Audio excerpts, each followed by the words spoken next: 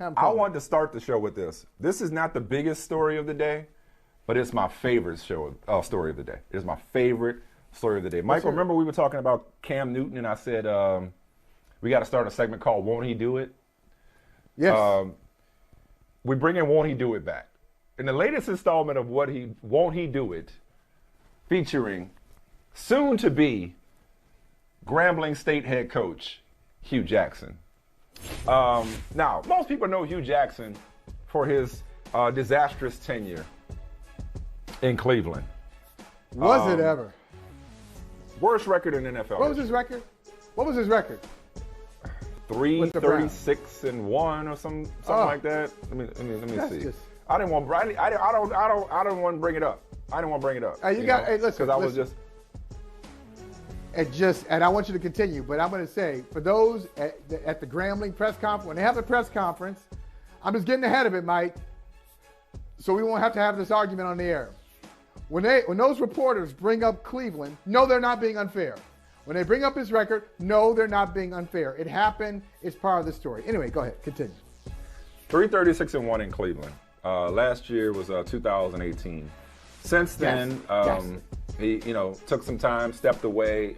He was coaching under Eddie George at Tennessee State. And the reports are that Grambling State is poised to name him its next head coach. This is personal for me, man.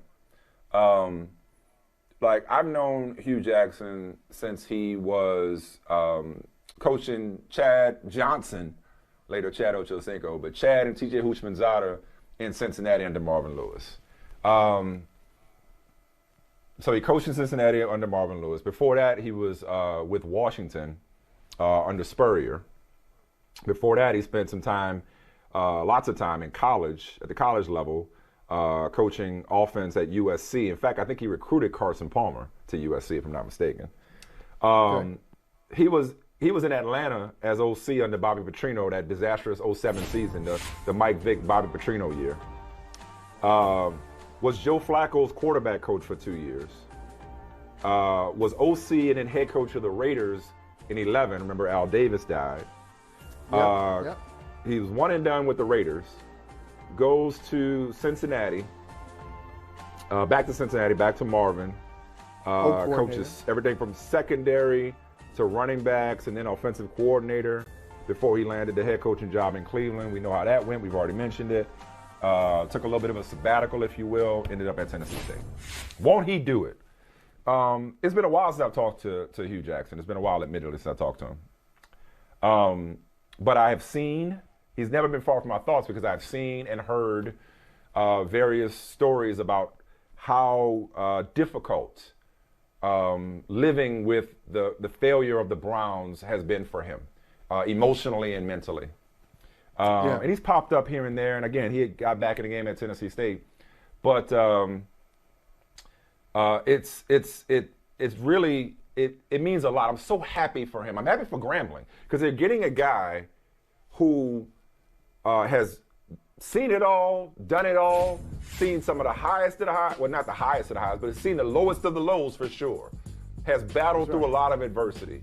Has coached a lot of great players. Been around a lot of great coaches. Been around the block a few times. Been there, done that. Got the T-shirt, as we like to say, right? So they're getting a whale of experience. So good for Grambling. Good for the HBU football scene. We just talked about Deion Sanders the other day. In prime time, taking Jackson State to a SWAC championship. I mentioned Eddie George at Tennessee State. It's a great time for HBCUs. And Grambling State University puts the historic, when it comes to football in particular, puts the historic in historically black colleges and universities, okay? So that's the type of program we're talking about here. But Hue Jackson, man, for him to have gone through everything he's gone through and now to reemerge at a program like Grambling, like, won't he do it? Specifically, for I know the plans I have for you, says the Lord. And I'm just like, man, this is awesome for him. You know, like it's just the won't he do it segment for me is like finding the inspiration, you know, in all of our journeys. Because I was talking to somebody the other day and I'm talking about my journey. in this extended inflection point that I feel like I've been at for like several years now, right? And somebody had to remind me, like, yo, you right where you supposed to be. You right where you supposed to be. And so if in fact this, I think it was negotiations, it might be announced tomorrow, but if in fact Hue Jackson is the next coach of Grambling State University, okay, like when he was at his lowest after Cleveland with the worst record in NFL history, yeah, so he was right where he was supposed to be. And all of that was preparing him.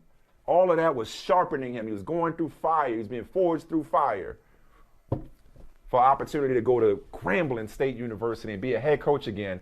Back in college, where he's got a lot of experience. I mean, he was at Arizona State. He was at Pacific.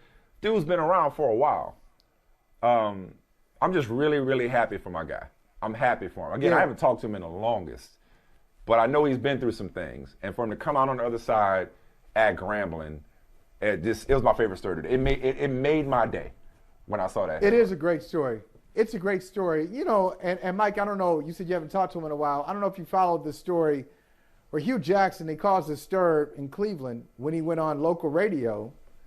And I think he kind of told some things about his experiences and how he was promised one thing and another thing happened. And he shared his story. And this is what's so, it's difficult, but it makes you tougher. It makes your skin even thicker than you could ever imagine, where you try to tell your story, you tell your truth, and people who are a little lesser than you are in terms of your experience, and people who think smaller than you do, still say, yeah, but, yeah, go over to the corner. I'm going to paint you into the corner of 330. Hey, here we go.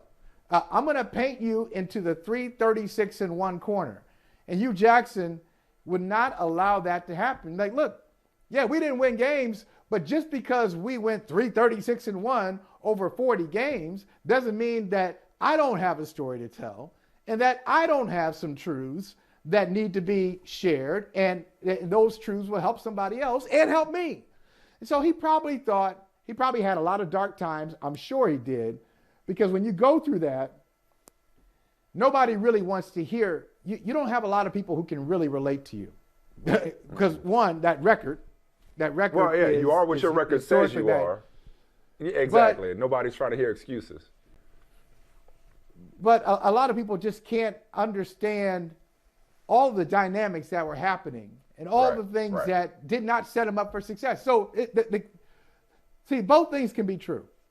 He could have gone through all the layers in Cleveland, could have been problematic that he had to deal with. Andrew Berry wound up leaving and then coming back.